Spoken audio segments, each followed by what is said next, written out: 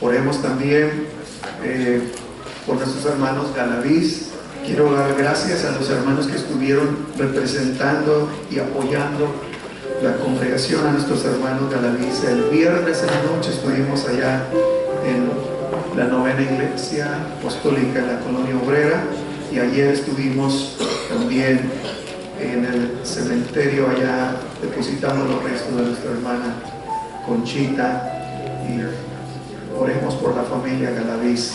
Hermano Milo, también oremos, él todavía tiene que estar convaleciente de su pie, oremos por él. Y hermano Tony Ramírez, porque está él allá trabajando en el Carolina del Norte, para que Dios lo bendiga y lo guarde en el nombre del Señor. Sean tan amables ponerse en pie, por favor.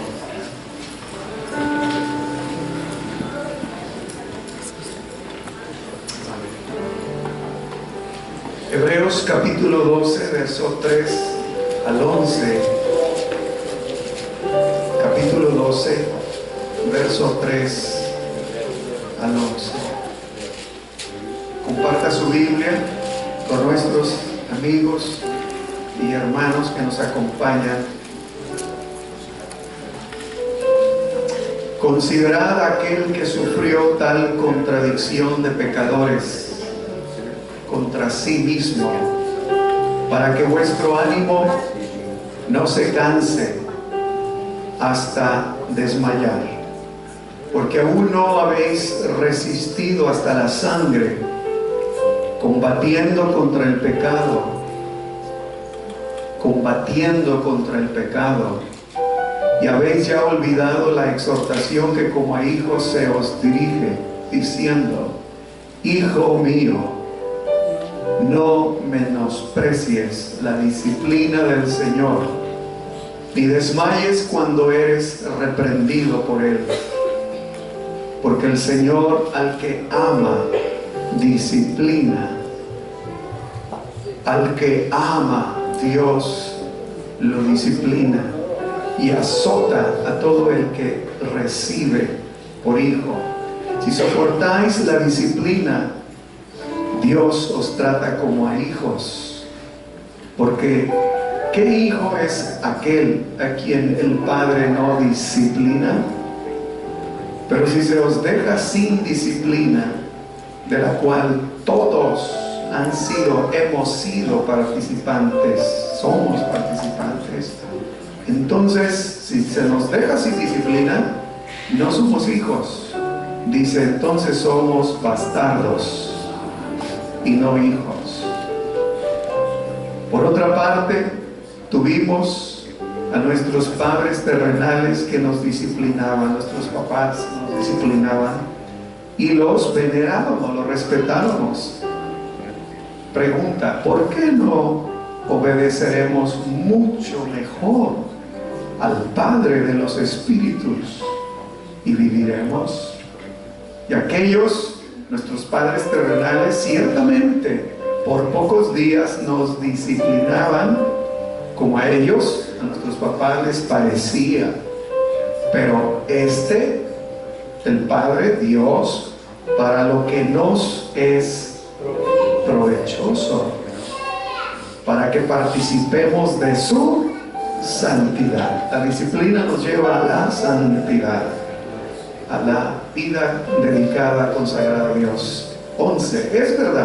Es verdad, dice el autor, que ninguna disciplina al presente parece ser causa de gozo.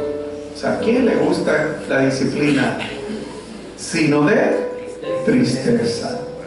Y es cierto, ¿verdad? En el siglo primero sí pensaban, la disciplina.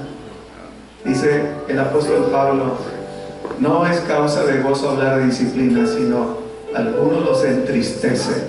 Pero, de ahí la razón, pero después, si en el momento de que se nos habla de la disciplina nos da tristeza, nos entristece, dice Pablo, pero después, ¿qué pasa?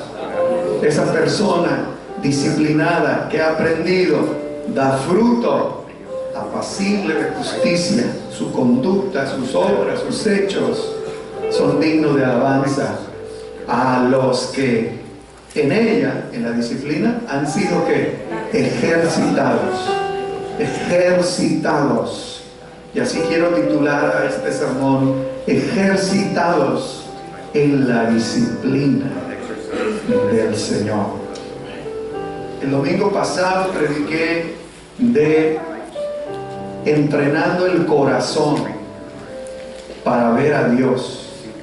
Hoy voy a hablar de ejercitándonos en la disciplina de Dios. Amado Padre, en el nombre de Jesucristo, Señor, estamos sumamente agradecidos porque tú eres nuestro Padre,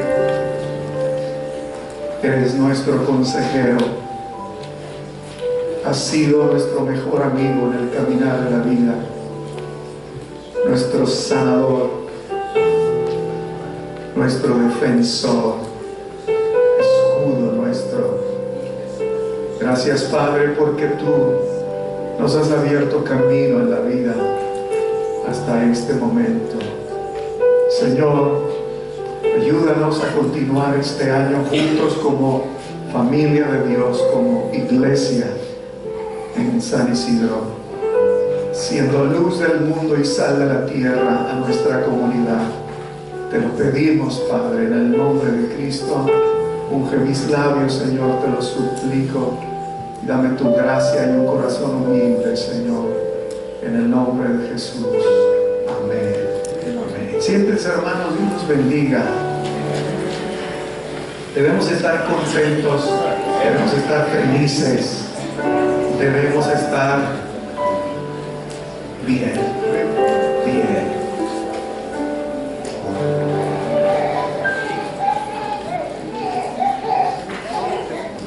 Considerad a aquel que sufrió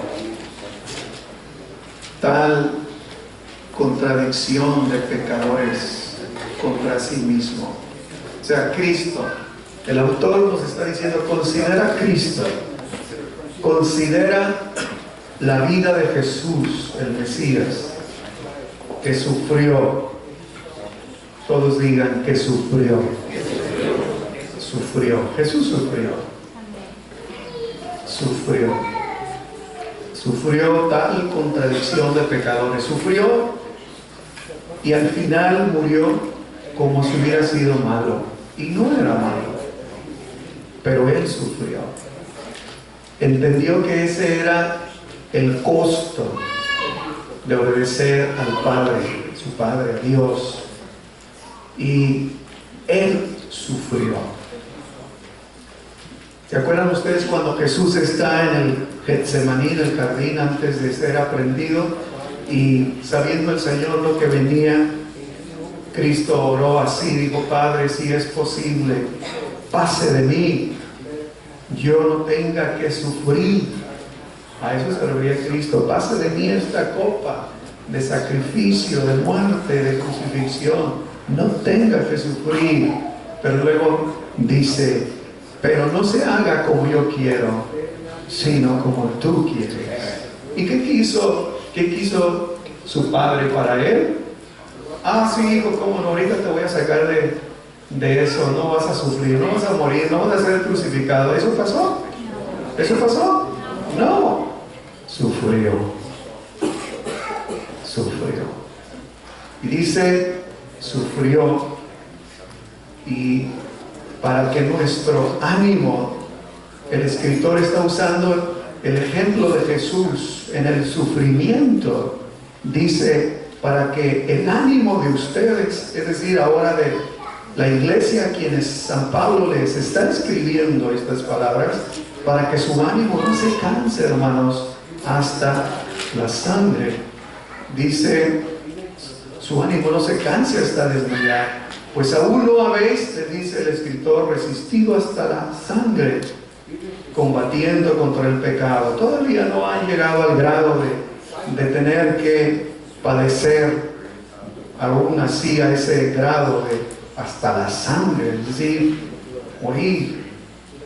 Y habéis ya olvidado la exhortación de que como hijos se os dirige diciendo: Hijo mío, no menosprecies la disciplina del Señor, ni desmayes cuando eres reprendido por Dios, porque el Señor al que ama, disciplina y azota a todo el que recibe por hijo.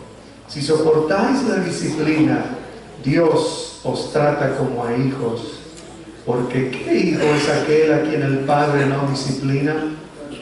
Pero si se os deja sin disciplina, de la cual todos han sido participantes, entonces sois bastardos. O sea, no son hijos naturales, son bastardos, hijos no reconocidos, no hijos. Por otra parte, tuvimos a nuestros padres terrenales. El autor está aquí usando el ejemplo de la disciplina que recibimos a través de nuestros padres terrenales que nos disciplinaban. Así es que la disciplina, está diciéndoles el autor, no debe ser algo novedoso para ustedes cristianos, porque deben conocerla, porque la recibimos de nuestros padres. Y dice, y con todo y que nos disciplinaban, los venerábamos, los respetábamos. ¿Por qué no obedeceremos mucho mejor al Padre de los Espíritus, es decir, a Dios, y viviremos? Y aquellos, nuestros papás, ciertamente por pocos días nos disciplinaban como a ellos les parecía. No era una disciplina muy perfecta, ¿verdad? Algunas veces nuestros papás usaron de una disciplina o muy laxa, muy fácil, o una disciplina muy estricta, como a ellos les parecía, dice el apóstol. Pero Dios, para lo que nos es provechoso, para que participemos de su santidad. Ese es el propósito de Dios. La disciplina nos lleva a la santidad. Santidad es una vida separada, consagrada, dedicada a Dios, pero a través de la disciplina. Y la disciplina, dice en el versículo 13, es sufrimiento, así como Cristo sufrió. Y luego finalmente dice así, el verso 11, es verdad que ninguna disciplina al presente parece ser causa de gozo. Esa es una realidad.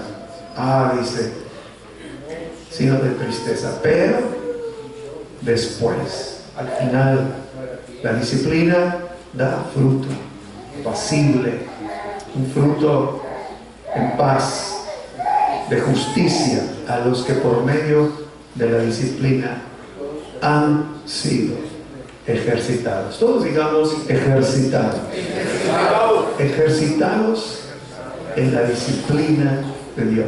¿Qué quiere decir ejercitado? Entrenado, formado, ejercitado, formado en la disciplina de Dios. Para entender este texto que hemos leído, los destinatarios de esta epístola, de esta carta, parece ser que estaban sufriendo, padeciendo. Por eso el autor les está refiriendo la experiencia de la vida de Cristo. Fue una vida de sufrimiento. Los cristianos hebreos están sufriendo por causa de su fe en Cristo. Y en este pasaje el autor les anima a perseverar, les anima, les dice, aún no han resistido hasta la sangre, es decir, nadie de ustedes todavía se ha muerto, nadie. Les está animando a que perseveren, continúen, y les recuerda que no han sufrido por el Evangelio tanto como otros lo han hecho. Si consideramos que el capítulo 11 está antes del 12, el capítulo 11, el capítulo de los héroes de la fe, a los últimos versos del capítulo 11, ahí hay una lista de los sufrimientos que padecieron los primeros cristianos del siglo I. Los lee en su casa para que vea los sufrimientos. Y les está diciendo el autor, aún no han sufrido tanto como otros cristianos en otras partes del mundo antiguo. Pero hubo algunos que resistieron hasta la sangre, dieron su vida por la fe, por su convicción. Tal vez siendo martirizados o arrojados a las fieras en los circos romanos, como dice Hebreos 11, 35 al 38. Este párrafo que leímos nos invita ahora a nosotros, la iglesia de este siglo XXI, a reflexionar sobre esa disciplina que, por cierto, dice que todo aquel que abraza, acepta, recibe la enseñanza de Jesús debe ser formado, instruido en esa disciplina, porque esa disciplina es la que nos lleva a la santidad, a ser hijos de Dios. Yo quiero hablar de tres cosas, hermanos, amigos. En primer lugar, la disciplina del Señor, dice el autor, que no debe ser menospreciada. No debe ser menospreciada. No debe ser tenida en poco valor. Habéis ya olvidado la exhortación que como a hijos se os dirige, diciendo: hijo mío, no menosprecies, no tengas en poco la disciplina del Señor, la enseñanza del Señor. No tengas en poco, ni desmayes cuando eres reprendido por Él. Hermanos, amigos, hoy nosotros, ante el tema de la disciplina, quizá nos cuesta un poco entenderla, hablando de disciplina, especialmente porque estamos muy condicionados por la cultura en la cual vivimos, que más que cultivar, abonar, reforzar la disciplina, esta cultura como que está más en favor de que cada quien haga lo que le pegue la gana. ¿Verdad? Así es la filosofía del mundo. Si te gusta y te sientes bien, tú hazlo. Qué peligroso es eso. Es licencia para hacer lo que se le pegue la gana. Pero a ti te gusta y te sientes bien haciendo, no importa cómo se llame, tú hazlo. Lo he visto en las defensas de los carros. Ahí hay gente que lo anda predicando. Esa es la filosofía del mundo. En muchos ámbitos educativos, escuelas, universidades, se ha descartado cualquier tipo de disciplina hacia los estudiantes, por ejemplo, porque se considera que el daño emocional de una disciplina, fíjense, el daño emocional, esto es algo paradójico, contradictorio. Si es una buena disciplina, no tiene que haber ningún daño emocional. Pero ahora la filosofía de hoy, el mundo de hoy, dice que la disciplina, cuidado, al niño no lo disciplines, déjalo que haga lo que quiera, que se tire, que dé pataleos, que rompa, que corra, que te saque la lengua, déjalo. No se lo prohíbas, no le inhibas su ego, déjalo que sea él. Ay, Dios mío, un pequeño monstruito, ¿no? Pequeño destroyer. Porque se considera que el daño emocional, dice la filosofía de hoy, de una disciplina impuesta es irreparable. Uy, sí. Pobrecito, mira nada más. Influenciados por esta filosofía humanista porque saca a Dios y el hombre es el que está en el centro. A Dios lo saca. Dios salte de mi vida y salte de mi pensamiento y salte de mi educación. Dios no tiene nada que ver conmigo. Yo soy el centro. Esa es la filosofía humanista. Esa filosofía humanista considera que muchos padres cristianos ha hecho que muchos padres cristianos claudiquen frente a la responsabilidad de disciplinar a sus hijos para criarlos en el temor de Dios. Esa filosofía humanista ha hecho, no sabemos que se llama filosofía, ni que se llama humanista, ni sabemos ni siquiera nada de eso, pero detrás de toda esa agenda de educación, a veces de los gobiernos, está esa mentalidad, esa corriente, y quizás lo hemos escuchado, ¿verdad? Y entonces algunos papás, padres cristianos, se sienten a veces apenados, padres chapeados a la antigua, ¿verdad? Y entonces claudican frente a su responsabilidad de enseñar disciplina, de dar formación, instrucción, digámoslo de otra manera, valores, principios a los hijos para criarlos como buenos ciudadanos, criarlos como buenos hijos, empezando la casa, buenos hijos, respetar la autoridad, limpios, trabajadores, honestos. Lo que nos enseñaba papá en la casa, ¿no? Que con una mirada nos mandaba. Llegaba gente visitante, ustedes jóvenes no saben esa historia ya, pero llegaba visita a la casa y los papás no le hacían así, los miraban así: desaparécete porque no tienes que estar aquí.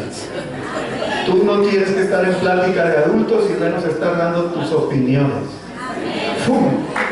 Y si no salíamos, y si nos ganaba más la curiosidad, decía: aquí no necesitamos un florero en la mesa. Así de que vaya a ver dónde se coloca porque aquí no puede estar, ¿verdad? Y entendíamos el lenguaje de los padres, ¿verdad? Pero hoy no. Los hijos están ahí, están opinando: mamá, no era así, estás mal, mamá, te equivocaste, porque no les hemos enseñado.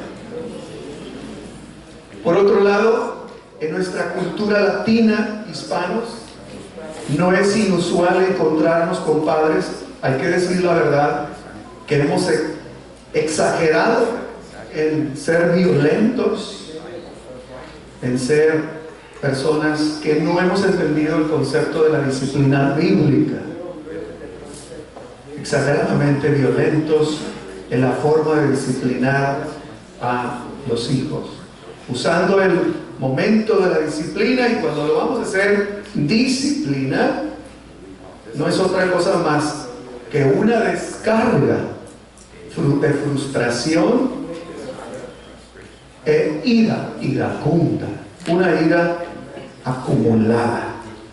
Ya me cansaste y ya te voy a disciplinar ahorita. ¿Cuál disciplina? Es un tormento, ¿verdad? Eso no es disciplina.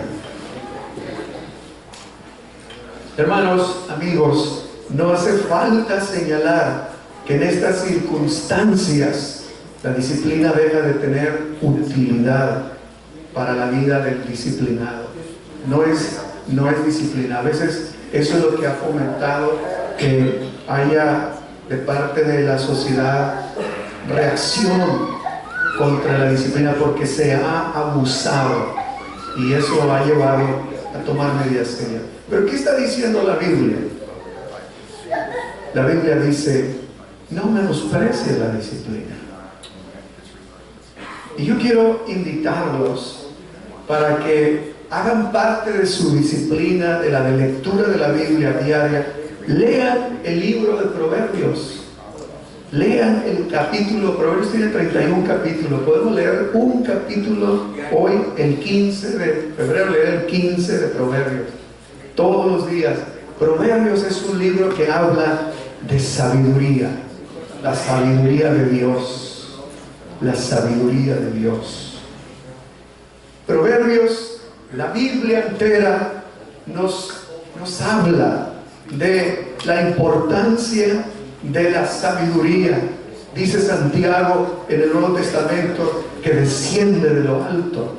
La sabiduría de Dios, la sabiduría que viene de lo alto. Esta sabiduría, hermanos, nos enseña a ser personas disciplinadas, personas formadas, personas con la capacidad de poder hacer buenas y correctas decisiones en la vida, porque hemos sido instruidos con la sabiduría, formados, disciplinados. La disciplina era la instrucción en los días de Cristo. Hablar de disciplina era la instrucción correctiva de enseñar y disciplinar al niño hacia la madurez. Era ese el propósito de la disciplina: instruir siempre de manera correctiva, positiva, enseñando, disciplinando al niño para llevarlo hacia la madurez. Yo cito dos pasajes del Antiguo Testamento. Proverbios 19:2 dice: el alma sin ciencia no es buena. El alma, el corazón que no es formado, instruido con ciencia, no es bueno. Y aquel que se apresura con los pies peca. Proverbios 19:2. Proverbios 22:6 dice: instruye al niño en el camino correcto, y aún en su vejez no lo abandonará. Entonces hay que instruir al niño, porque no es bueno que el niño, el corazón del niño, la mente del niño, ¿verdad?, se desarrolle sin ciencia, sin sabiduría.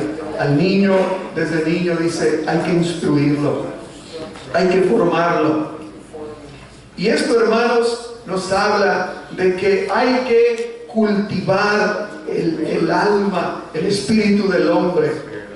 Hay que hacer lo que dice allá Mateo 5:8, los de limpio corazón, los que están entrenando su corazón. Dije el domingo pasado, el corazón se tiene que entrenar para ver a Dios aquí y verlo allá en el cielo. Si no vemos a Dios aquí en la tierra, mucho menos lo vamos a ver en el cielo. Pero los de limpio corazón, los que han sido entrenados en vivir y tener un corazón limpio, lo que está diciendo aquí Proverbios, el alma, el corazón sin ciencia no es bueno. El niño sin instrucción no va a poder caminar por el camino correcto de la vida. Desde niño el hombre necesita ser instruido, entrenado. Hermanos amados, en todas las esferas de la vida debe haber disciplina. ¿Y saben dónde empieza la disciplina? En la casa. ¿Me escucharon, hermanos? En la casa. En la casa, ahí empieza la disciplina.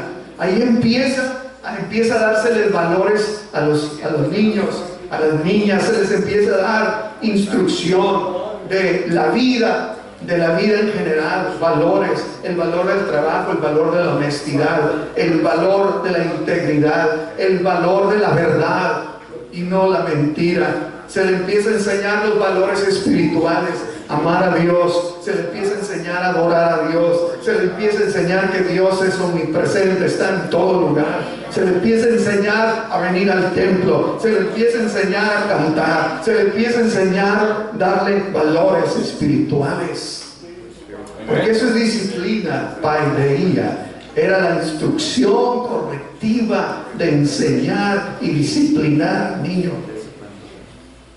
Yo voy a decirles algo con mucho respeto, amados hermanos, que yo le pido al Señor que nos ayude a ser una iglesia disciplinada.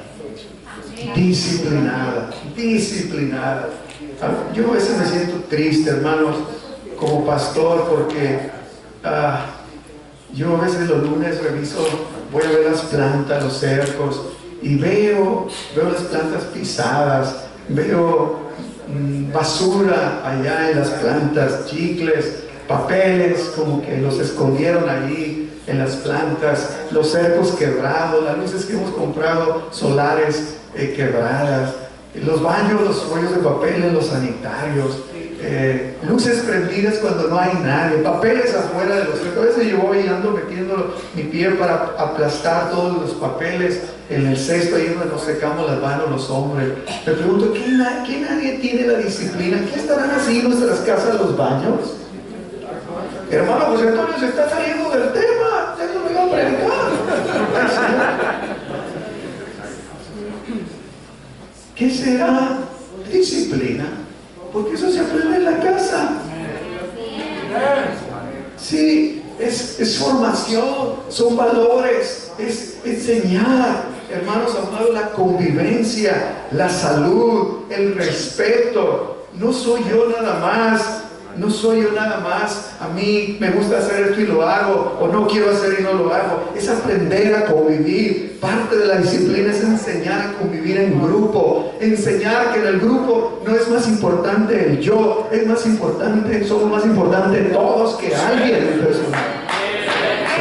La importancia de la colectividad, del grupo, de la iglesia, eso es algo que nosotros vemos que Dios dice en su palabra. No menospreciemos la disciplina del Señor. Quiero decirles algo, que en este lugar debiéramos estar la gente más disciplinada de la comunidad, aquí. ¿Saben por qué? Porque decimos que somos cristianos, y el Dios de este libro dice: hijo mío, no menosprecies la disciplina. Nosotros debiéramos ser la gente más disciplinada financieramente, debiéramos ser la gente más disciplinada en el horario de nuestro trabajo, debiéramos ser la gente más disciplinada allí donde vivimos, debiéramos ser la gente más disciplinada en la vida. Porque este libro, el Dios de este libro, es un Dios de orden. Dice: hágase todo decentemente y con orden. Orden es disciplina. En Romanos 8:29, entonces se nos enseña que Dios nos ha escogido con un propósito, para ser hechos conforme a la imagen de su Hijo. En otras palabras, Dios espera que el creyente sea como Cristo, a la imagen de su Hijo. Yo, desde hace muchos años, al leer el Evangelio, un día llegué a esta conclusión personal. El Evangelio me presenta a Jesús. El Evangelio es Jesús. Y yo no veo y no concibo en el Evangelio a un Cristo desordenado, a un Cristo sucio, a un Cristo que vive una vida desordenada, sin orden, sin gobierno. Yo creo en un Cristo que era respetuoso, que fue ejemplo, que fue modelo en todos los aspectos de la vida cristiana. Yo creo que el Cristo de este libro era un Cristo ejemplar. Así es nuestra vida. ¿Nos parecemos a Cristo en eso? Si no nos parecemos, estamos dando mal testimonio. Me temo que estamos dando mal testimonio como cristianos. Un poquito esa ¿verdad? Sí. La disciplina en una parte es una parte esencial, hermanos, de la labor pastoral, que no se debe descuidar. El pastor, ¿verdad?, en la iglesia, la congregación, tenemos que enfatizar mucho la disciplina del Señor. La iglesia va a mantenerse, va a ser iglesia, el cuerpo de Cristo. ¿Saben por qué? No porque haya un letrero allá afuera que dice New Life Apostolic Tabernacle. No. Podemos ir a iglesias que son catedrales, donde es un desorden. ¿Saben qué es lo que hace la iglesia? La disciplina. Que ese cuerpo de personas, esa comunidad de fieles, esa iglesia, sean hombres y mujeres que viven una vida, que son luz del mundo y sal de la tierra. Oh, pensé que iba a haber muchos amarillos, pero no. Sí. ¿Por qué? Porque Proverbios 15:32 dice: el que tiene en poco la disciplina, ¿sabe qué es? ¿Quién es el primer afectado, el primer dañado de quien tiene en poco la disciplina? Hace lo que quiere, como quiere, cuando quiere. ¿Sabe quién es el primer afectado? uno mismo. Así dice Proverbios 15:32. El que tiene en poco la disciplina menosprecia su propia alma. Está haciendo un daño a sí mismo. No lo hace a otros, se lo está haciendo a sí mismo.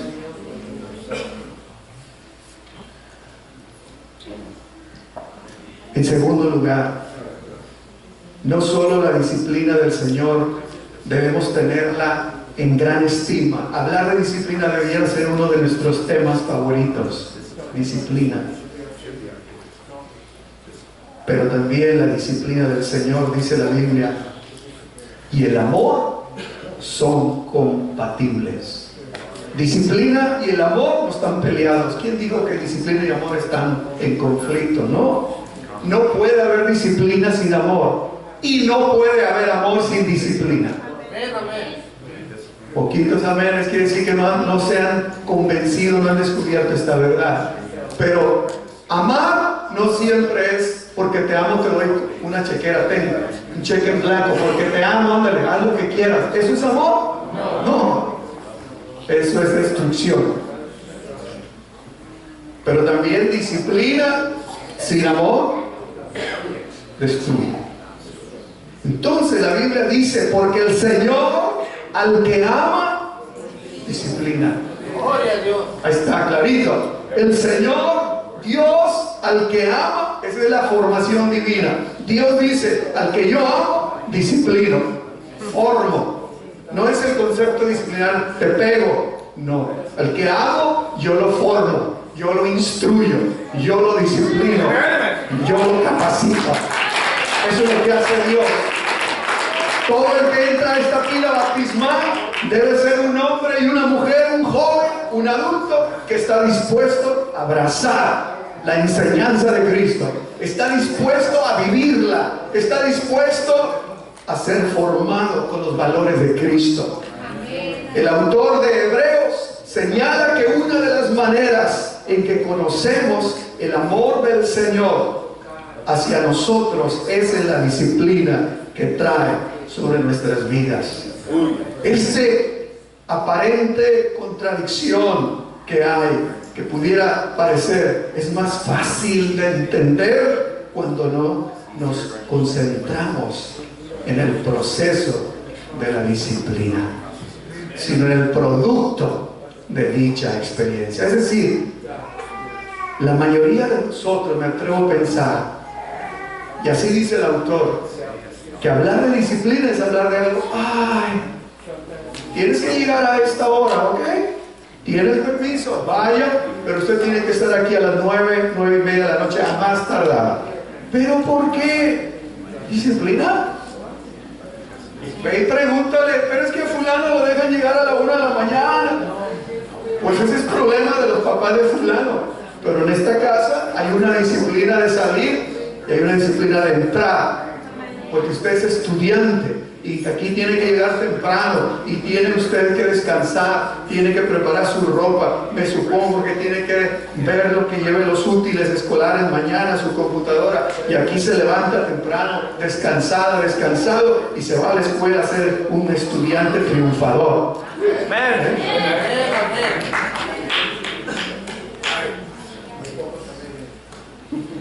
Así es, hermano. Dice aquí el autor que para muchos de nosotros crecimos, nos da a entender que hablar de disciplina era hace 20 siglos y hoy todavía. A la naturaleza humana, hablarle de valores, hablarle de fronteras, a la naturaleza humana, hablarle de hasta aquí puedes llegar. Por naturaleza, a nosotros nos molesta que nos digan, aquí está un cerco, no traspases este límite. Al hombre no le gusta eso, pero eso es en relación al pecado, por nuestra misma naturaleza rebelde. ¿Sí? ¿Por qué? Es lo primero que pregunto. ¿Y por qué no puedo pasar? ¿Y por qué no puedo llegar? ¿Y por qué mejor no decir, es cierto, ¿verdad, mamá? Es porque así llego temprano y me acuesto temprano y mañana voy a estar bien despierto en la clase. ¿Se fijan que nadie razona así? El razonamiento de esta naturaleza caída, pecaminosa, siempre dice, ¿por qué? ¿Y quién lo dijo? ¿Y por qué no vamos a obedecer? Cuestionando la rebeldía de la naturaleza. La mayoría de nosotros alguna vez hemos enfatizado más el precio que tengo que pagar para ser disciplinado que en el fruto de la disciplina, lo que dice el autor de Hebreos. Pero después da frutos apacibles. Hermanos, el ser reprendido, dice la Biblia, que es señal de ser hijo del Padre. En la iglesia, Dios, en nuestra vida, cuando nos reprende, dice, es señal de ser, soy hijo de Dios. Dios me ama. Dios ama a sus hijos lo suficiente para disciplinarlos de modo que lleguen a la madurez. Jesús se lamentó por Jerusalén. Jerusalén, Jerusalén, que matas a los profetas. Le dijo Cristo a Jerusalén, a la ciudad, a los habitantes, y apedreas a los que te son enviados. Y dice el Señor exclamando, ¿cuántas veces quise juntarte a mis hijos, como la gallina junta sus polluelos debajo de sus alas, y no quisiste? Yo te llamé, yo te invité, pero tú no quisiste. Como resultado, Cristo dice, he aquí, vuestra casa es dejada desierta. Viene en crisis. Mateo 23, 37, 38. Hermanos amados, oigan esto, joven, oiga esto, hermano. Usted puede escoger rechazar a Cristo. Puede oír el llamado de Cristo. Puede usted acogerse a la disciplina, a la formación de Dios, sabiendo que tiene recompensas, dice el autor, pero después da frutos apacibles, frutos buenos. Pero puede no hacerlo. Puede ser un cristiano, llevar el nombre de cristiano, pero no vivir como cristiano, no tener los valores de Cristo, no parecerse a Cristo. Usted puede decir que es cristiano, pero ya a la 1 o 2 de la mañana anda en los bares, en los antros. Usted puede decir que es cristiano, pero anda fornicando, anda adulterando. Usted puede decir que es cristiano, pero roba y miente. Usted puede decir que es cristiano y vivir como le pegue la gana, nos pegue la gana. Pero ¿sabe una cosa? Usted puede escoger eso, pero lo que no va a poder escoger son las consecuencias de eso. Por eso a veces en la vida podemos cosechar consecuencias que después nos hacen llorar. ¿Y por qué esto? Pues por lo que tus decisiones que hace años tomaste, estás asumiendo responsabilidad. El sufrimiento no es la evidencia de la ausencia de Dios. Dice la Biblia, el sufrimiento es, hermanos, evidencia de su presencia. Cuando Dios nos está disciplinando, cuando Dios nos está formando, cuando Dios manda a nuestra vida alguna prueba, hermanos, es para formarnos, es prueba de que Él me ama, de que sus ojos están sobre mí, es prueba de que Dios está conmigo. Dios no quiere verme un cristiano mediocre. Dios no quiere verme una persona estancada. Dios no quiere verme como una persona donde estoy perdiendo mi vida, mi tiempo valioso. Dios va a intervenir. Dios te va a empezar a acercar en la esquina del cuadrilátero, y allí vas a empezar a quizá recibir, experimentar crisis en tu vida. Pero Dios te está obligando, te está llevando a reflexionar que Él quiere que sepas, que te quiere llevar a la madurez, a la perfección, al crecimiento de tu vida cristiana. Dios tiene un propósito, dije hace un momento, desde que nacimos Dios tiene un propósito para nosotros. Sí. Yo les he platicado de aquel joven, ¿verdad?, que encontré una vez en una iglesia en México, que allí vivía en el templo, allí se la pasaba cantando y se la pasaba orando. Y un día conocí a su familia y me di cuenta que vivían en una pobreza tan grande, su abuelita enferma, su madre y sus hermanos. Y yo, cuando supe por la hermana, hermano, yo le encargo a mi hijo. ¿Su hijo? ¿Dónde está su hijo? Pues ahí vive en el templo. ¿Cómo? Ay, que ya sé, ahí lo he mirado. Yo estaba recién llegado a esa iglesia y entonces me empecé a enfocar a esta persona y me di cuenta que era un egresado de la escuela, de la universidad, era profesor titulado. Y empecé a decir, ¿qué está pasando? Y un día, ya que conocí su contexto, su hogar, lo llamé, a ver, hermano, a ver, dime, ¿qué te pasa? ¿Por qué? Y ya empezó él a abrirme su corazón. Venimos de una situación familiar que no había motivación, no lo animaba, estaba estancado, se refugiaba en Dios y le daba miedo hacerle frente a la vida.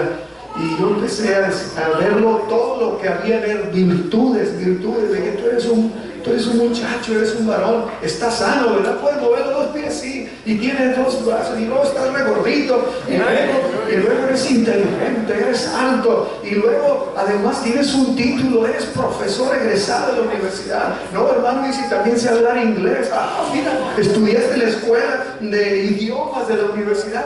Y yo me pregunto, acabo de conocer a tu familia, acabo de conocer a tu abuelita, acabo de conocer que tu madre sufre con tu hermano que es drogadicto, brincándose a los cercos y la casa. Acabo de ver la condición en que vive tu madre. ¿No te gustaría tú darle un mejor estilo de vida a tu mamá? ¿No te gustaría comprarle una salita a tu mamá? ¿No te gustaría ayudar a tu hermana que está ahorita por salir de la preparatoria para que entre a la universidad? No dejes sola a tu madre. Tu madre te necesita. Dios va a hacer algo en tu vida. Oh, aleluya. Ese muchacho llegó a ser un misionero. Ese muchacho me tocó casarlo. Ese muchacho, hermano, ahorita es un pastor.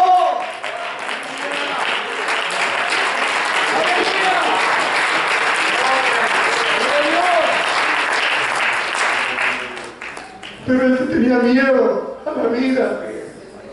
¿Saben qué le hacía falta? Ponerle unas muletas y decirle, tú puedes caminar, y tú vas a caminar, y tú vas a llegar a ser algo. Dios tiene para ti. Dios no tiene a nadie aquí en su cuerpo, en la iglesia, para que nada más estés sentado. Dios tiene un propósito para tu vida y vas a salir adelante. Y le dije, ¿sabes qué? ¿Sabes qué es lo primero que vas a hacer? ¿Qué? ¿Quieres progresar? Le dije, sí. Lo primero que vas a hacer, te vas a ir con tu madre a tu casa, con los tuyos. Ella te necesita mucho más que aquí. Lo segundo que vas a hacer, ¿quieres trabajar? Sí. Si yo te consigo trabajo, ¿no me vas a dejar mal? No. ¿Estás seguro? Sí. Yo te voy a conseguir trabajo. Y el Señor me puso los medios. Lo fui y le recomendé con una hermana ahí que tenía una cafetería en la plaza turística y lo recomendé. Empezó de mesero. A los meses yo le preguntaba a la hermana, la dueña, hermana, ¿cómo va? Bien, ¿cómo va? Bien. Y lo miraba y muy bien, adelante, adelante. Y a los meses me dijo la hermana, ¿qué cree, hermano? Ya va a ser cajero. Qué bien. Porque pues sabe inglés y aquí viene mucho turista y él les habla inglés. Hermanos amados, la disciplina es buena, la disciplina no es mala, la disciplina es el camino correcto. La disciplina pueden ser muletas que nos van a enseñar a caminar como Dios quiere. La disciplina nos va a enfocar en los propósitos de Dios. La disciplina nos va a sacar de allá de la revolución y nos va a traer en el camino de la salvación. La disciplina nos va a hacer creer el Señor que con Cristo todo lo podemos. Sí, la disciplina es una parte normal y correcta de la relación de un padre con sus hijos. Dice el autor que la disciplina del Señor es una condición para ser hijo de Dios. No podemos ser hijos de Dios, dice el autor, si no aceptamos a Dios como Él pone las condiciones. Dios pone las condiciones. Si mi pueblo que invoca mi nombre se humillare y orare y buscare mi rostro y se convirtiere de sus malos caminos, entonces dice el Señor, yo oiré desde los cielos, perdonaré su pecado, sanaré su tierra. Dios es el que pone las condiciones. Aquí nadie viene si verdaderamente es un genuino cristiano. Usted no venga poniéndole condiciones a Dios. Ya empezamos mal con Dios. Yo voy a ser de esa iglesia, pero a mí me van a dejar que yo me vista como quiera. Yo voy a ir a donde quiera. Y yo voy a ir cuando yo quiera. Y yo voy a andar como andan allá. No, Señor, entonces váyase para allá, por favor. No lo necesitamos aquí. Yo prefiero que haya, así decía un pastor mío allá en Tepic, prefiero que haya 3 sentados aquí, pero que sean obedientes a la palabra del Señor. Sí, hermano, tenemos que entender, tenemos que arreglar esa visión. Si padecemos estrabismo o miopía espiritual, tenemos que tener una visión correcta, una visión, y para tener visión hay que leer este libro. Si no, entonces no vas a saber vivir la vida cristiana. Si tú no lees este libro, no vas a saber cómo quiere Dios que sea tu vida y no vas a tener éxito en la vida. ¿Por qué? Porque dice, la disciplina es una parte normal y correcta de la relación con Dios. ¿Sí? Para Dios es normal, es prueba del amor enseñarnos a vivir. A veces el sufrimiento en la vida no es accidental, a veces el sufrimiento tendrá un propósito. Viene de un Padre soberano, de un Padre sabio, misericordioso, para dar instrucción valiosa a sus hijos. Dios. Por eso dice Romanos 8:28, y sabemos que a los que aman,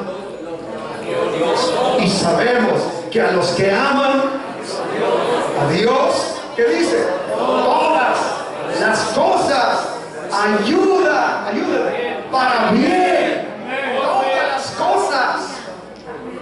Todas las cosas. Aquí no dice las cosas buenas, y dice las cosas malas, dice todas las cosas. A los que aman a Dios les ayuda para bien. Esto es, a los que conforme a su, no a mí, a su propósito, son llamados.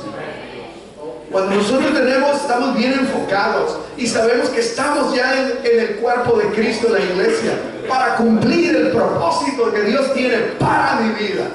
No es tu propósito, es el propósito de Dios. Hay que entender eso. Es el propósito de Dios. Tú estás aquí, yo estoy aquí para cumplir el propósito de Dios. Escúchame bien, por favor. Para cumplir el propósito. San Pablo padeció, oiga esto, San Pablo padeció una enfermedad, y al parecer le causaba un gran dolor. Él la llamó un aguijón en mi carne. Pero dice San Pablo que hizo lo que tenía que hacer como cristiano. Oró al Señor, y no dice que una ni 2 veces, oró 3 veces al Señor que se lo quitara. Está bien todo hasta ahí, eso hacemos, pero lo que no estamos acostumbrados es a la respuesta de Dios. ¿Y qué le respondió Dios?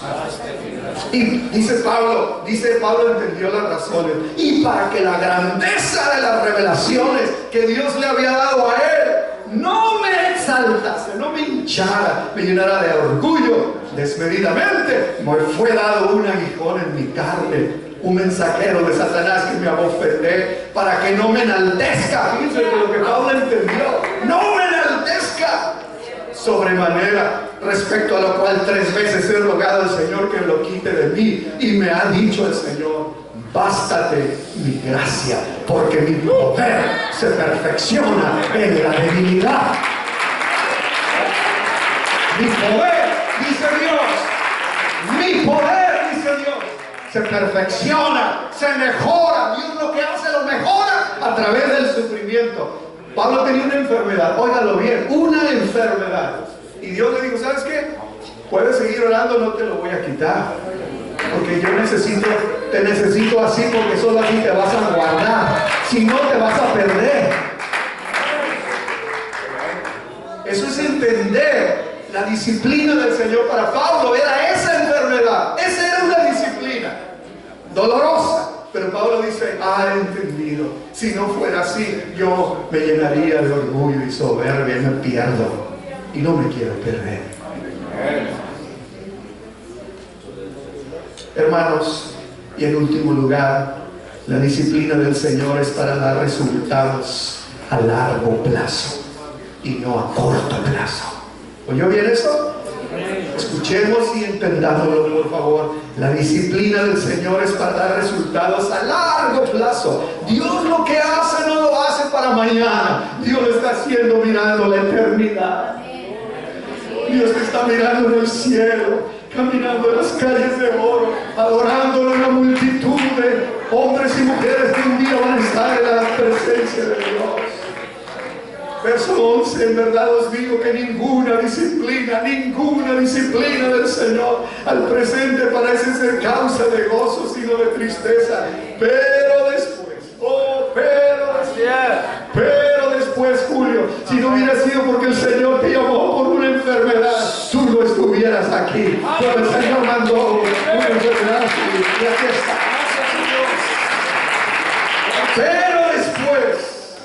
Pero después, dice el autor, da fruto apacible de justicia. Hermanos amados, ya me voy a callar, solo quiero decir esto. Es una inversión que producirá fruto, la disciplina del Señor. Fruto bueno a largo plazo, para muchos años. Quien disciplina con esta verdad en mente, o quien es disciplinado con esta verdad en mente, como Pablo, sabe que lo desagradable del momento es necesario para que en el futuro se vean los resultados positivos en las acciones de Dios en nuestra vida. Esta es la perspectiva de Dios. Cuando Dios nos está hablando, Dios no está mirando mañana, está mirando mañana y pasado mañana y la semana que viene y el mes que viene y el año que viene hasta la eternidad. Dios está viendo. Dios nos disciplina para aprender a hacer lo correcto. Entendamos esto. Dios nos disciplina para aprender a hacer lo correcto y no pecar en la vida presente. Para vivir la vida como el mundo lo manda, no.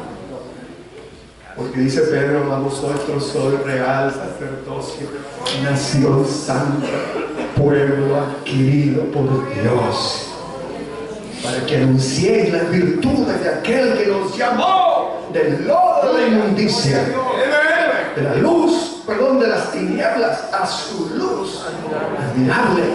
Dios nos disciplina para aprender a hacer la vida, a vivir, a hacer lo correcto, no pecar, a vivir bien, ya no andar mintiendo, ya no andar hablando mal de los demás, a respetar la autoridad. Dios nos ha llamado a su reino de luz para disciplinarnos, aprender a vivir la vida. Así es. Por eso Pablo dice en Gálatas, más el fruto del Espíritu de Dios es amor, gozo, paz, paciencia, benignidad, bondad, fe, mansedumbre, templanza.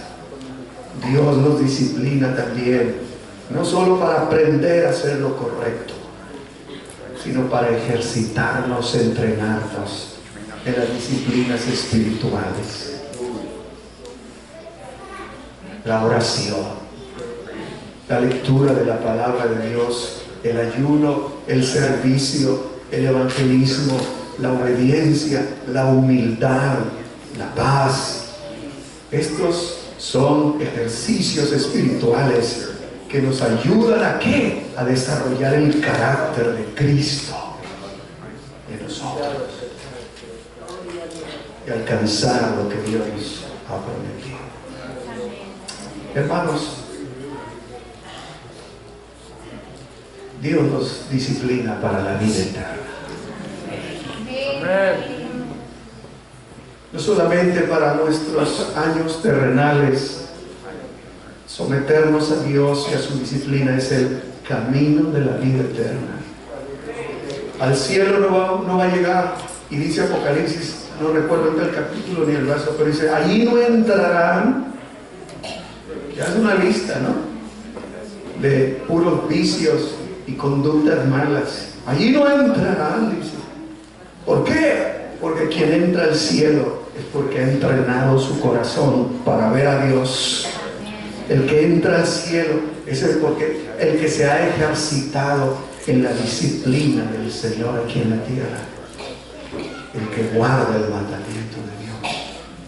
En conclusión, hermanos, estamos nosotros ejercitados. Nos gusta ser ejercitados en la disciplina del Señor. ¿Cuándo fue la última vez que renegamos porque estábamos pasando por tiempos difíciles?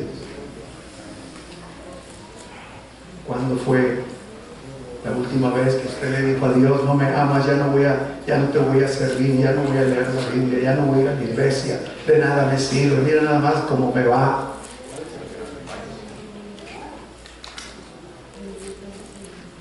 Amén. Póngase de pie, por favor.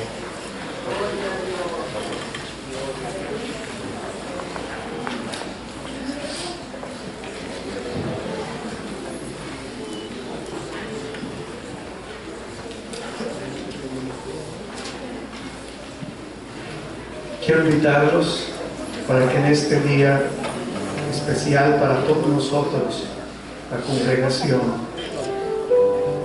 entreguemos nuestro ayuno aquí en el altar. Venga, le invito.